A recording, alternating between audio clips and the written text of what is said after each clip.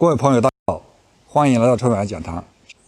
我们眼前的这个就是一种豆角，这个豆角呢，应该说是被大家忽略的，它的重要作用，在我看来比其他豆角还要突出。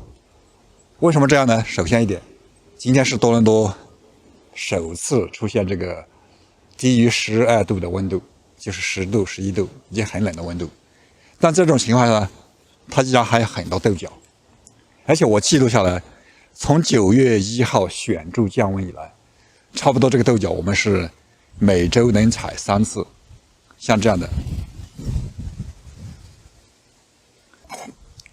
差不多1个星期能采这样子采3次，采了不少。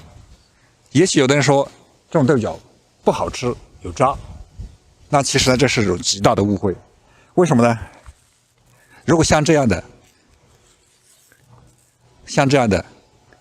它绝对是没有渣的。但是像这种，那肯定是有渣了。也就是说，我们要掌握它的特点，就是我们吃这个豆，一定是掌握2个极端，要么就吃特嫩，这个豆角里面籽还没有形成之前，吃特嫩，特嫩的豆角吃起来是又甜又嫩，炒出来吃更好吃。那要么就是找这种特老的，我找这种特老的里边已经形成籽粒的，吃它的籽。千万不要吃这种不老不嫩的。那不老不嫩的这种，你说吃籽吧，里边的籽还不大；吃荚吧，荚已经老化了有渣。只要你知道它的特点，吃特嫩或者吃特老，那就 OK 了。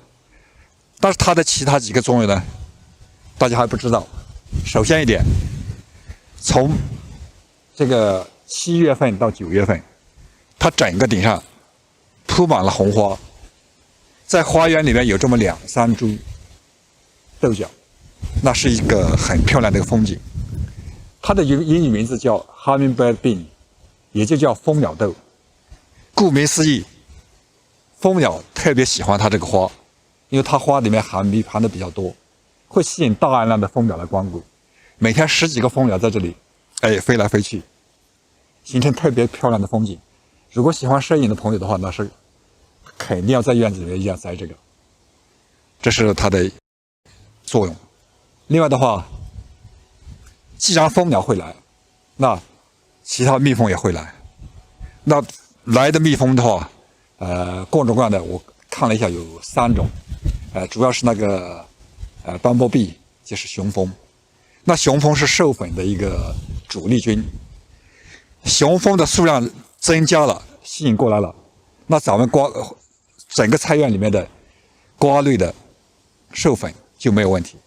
像坎瓜、南瓜，这个包括佛手瓜在内，各种瓜类的授粉就有很多这个蜂类来帮忙，所以种了它可以提高这个瓜果蔬菜的授粉结实力，产量可以翻倍，这肯定的。那第3一个大的特点就是什么呢？